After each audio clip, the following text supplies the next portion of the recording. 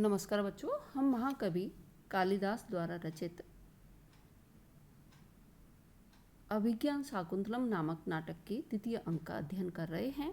इससे पूर्व के व्याख्यान में बच्चों आपने देखा कि जो ऋषि गण हैं उनके द्वारा जब ये ज्ञात होता है कि राजा दुष्यंत निकट ही विद्यमान है आश्रम के, तो उन्हें आश्रम में आमंत्रित किया जाता है, जिस आमंत्रण को राजा सहर्ष स्वीकार कर लेते हैं। आगे देखिए, उभौ दोनों ऋषि कुमार सहर्षम हर्ष के साथ अनुकारणी पूर्विशम युक्त रूपम इदम त्वयि आपन्ना भय सत्रेषु दीक्षिता खलु पौरवा पूर्वेशम अनुकारणी, अपने पूर्वजों के अनुकरण करने वाले, त्वयि इदम युक्त रूपम, आपके लिए यह अत्यंत उचित है, खलु पौरवाः आपन्ना भय सत्रेषु दीक्षितः, वस्तुतः पूर्ववंशी राजागण आपत्तिग्रस्त व्यक्ति जो हैं उनको अभयदान रूपी दीक्षा देने के लिए प्रसिद्ध हैं या जाने जाते हैं। यानी राजा दुष्यंत जब अपने जो ऋषि कुमार आते हैं उनके अनुरोध को स्वीकार कर लेते हैं और सारथी जो हैं उनको वहाँ रथ तैयार करने के लिए बोलते हैं, सारथी को आदेशित करते हैं। तो उसके बाद जो ऋषि कुमार हैं वो कह रहे हैं कि निश्चित रूप से आपका यह कार्य कैसा है, आपके कुल के अनुरूप है, आपके पूर्वजों के अनुरूप। निश्चित रूप से जो पूर्ववंशी राजागण हैं वे विपत्ति से ग्रसित जो व्यक्ति हैं उनको अभय दान देने में निष्णात रहे हैं या उनको अभय प्रदान करते रहे हैं।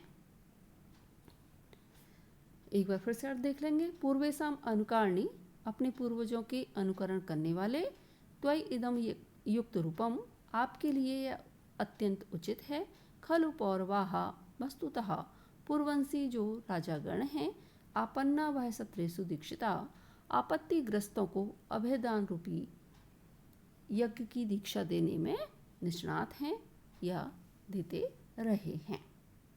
टिप्पणियाँ देखेंगे। आज्ञा पयितुम, आज्ञा युक्त होना चाहता हूँ, अर्थात आप आज्ञा दें। असान्निध्यात, न होने के कारण या निकट न होने के कारण, इष्टि यज्ञ में विघ्न, अपवार्य एक और होकर के, यानी गुप्त बात कहना ऐसा नाटक में हमें देखने को मिलता है। जब बहुत सारी सभा होती है और किसी एक को कहना हो तो हाथ की ओट से हम किसी बात को कहते हैं तो कहते हैं अपवार्य। आपन्ना, आपन्ना नाम अभयम एव सत्राणि तेषु दीक्षितः, यहाँ बहुब्री समास है। आपत्तिग्रस्तों को अभयदान रूपी यज्ञ में दीक्षा लिए हुए। युक्त रूपम, अति उचित, प्रशंसा अर्थ में रूप प्रत्यय है। उत्तरार्ध पूर्वार्ध का कारण है, अतः काव्यलिंग अलंकार है। उत्तरार्ध में विशेष के द्वारा सामान्य अर्थ के समर्थन के कारण अर्थांतरन्यास है। राजा स प्रणामम, प्रणाम करके, गच्छताम पुरो भवन्तौ, आप दोनों आगे चलिए, अहम अपि अनुपदम आगत एव, मैं भी आपके पीछे पीछे आ रहा हूँ। उभौ दोनों, विजस्सु, आपकी विजय हो, इति निष्क्रांतो, ऐसा कहकर के दोनों का प्रस्थान होता है।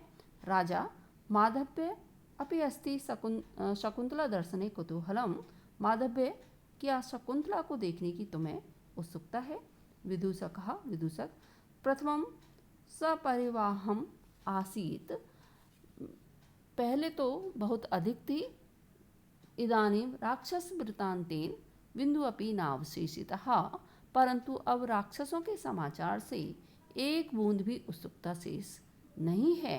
राजा माँ भैंसी, डरिए नहीं, ननु मत समीपे वर्तिष्य, से निश्चय ही तुम मेरे साथ रहोगे। विदूषकः, एष राक्षसात् रक्षितो अस्मि, मैं राक्षसों से सुरक्षित हो गया हूँ। द्वारिकः, द्वारपाल, सज्जो रथो, रथ तैयार है। भर्तु विजय प्रस्थानम अपेक्षते, महाराज के विजय प्रस्थान की प्रतीक्षा कर रहा है। एस पुनर्नगरात देवी नाम आज्ञप्तिहरा करभक्क आगतः, किंतु महारानी का संदेश लेकर के नगर से यह करभक्क आया है। राजा सादरम आदरपूर्वक, किम अम्बा भी प्रेषिता, क्या माता जी ने भेजा है। द्वारिका अति किम, हाँ महाराज। राजा ननु प्रवेशताम, तो निश्चित रूप से उन्हें प्रवेश दिलाइए। द्वारिका द्वारपाल तथा जो महाराज की आज्ञा। इति निष्क्रम में करवकेण सह प्रविश्य, बाहर निकलकर और करवक के साथ प्रविष्ट होकर के इस भर्ता, ये महाराज हैं, उपसर्प, आप इनके निकट जाइए। करभका जयतु भर्ता, महाराज की जय हो। देवी आज्ञापयति आगामनी चतुर्थ दिवसे प्रवृत्त पारणो में उपवासो भवितव्यति, महारानी ने संदेश दिया है कि आगामी चौथे दिन मेरे उपवास की पारणा यानी वृतांत के उपरांत होने वाला भोजन होगा। तत्र दीर्घायुषाः अवश्यम संभावनीय इति, इस अवसर पर चिरंजीवी यानी पुत्र जो हैं आकर अवश्य सम्मानित करें या अवश्य उपस्थित हों। राजा इतः तपस्वी कार्यम, इधर तपस्वियों का कार्य है। इतो गुरुजन आज्ञा, और इधर गुरुजनों की आज्ञा है। द्वयम अपि अनतिक्रमणीयम, दोनों ही कार्य कैसे हैं, अतिक्रमण करने योग्य नहीं है या अनुलंघनीय है। किम अत्र प्रतिवेद्यम, तो इस विषय में मुझे क्या करना चाहिए। विदूषक, विदूषक त्रिशंकु एव अंतरातिष्ठ, जो त्रिशंकु है उसके समान तुम बीच में ही बैठे रहो।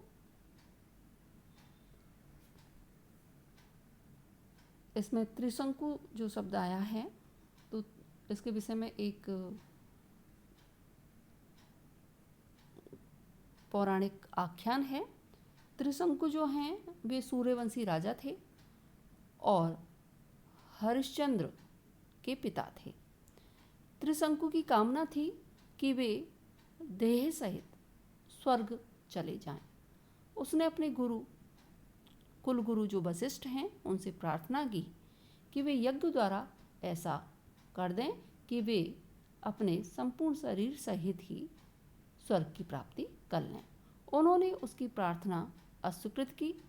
उसने वशिष्ठ के पुत्रों से कहा, उन्होंने उसे शाप दिया कि चांडाल हो जाओ। उसने वशिष्ठ के शत्रु विश्वामित्र से प्रार्थना की। उन्होंने प्रार्थना स्वीकार कर ली और अपने तपोबल से उसे सशरीर स्वर्ग भेजा। इंद्रादि देवों ने उसे स्वर्ग में प्रविष्ट नहीं होने दिया और उल्टे सिर नीचे डाल दिया। विश्वामित्र ने तपोबल से उसे पृथ्वी पर नहीं आने दिया और वह आकाश में बीच में ही लटका रहा, तारे के रूप में अब भी आकाश में विद्यमान है, ऐसा कहा जाता है। तो त्रिशंकु से भी तात्पर्य है कि ना तो आप इधर के रहे ना इधर के रहे, बीच में ही स्थित रहो। ये यहाँ पर अभिप्राय है। शेष अगले व्याख्यान में बच्चों, तब तक के लिए धन्यवाद।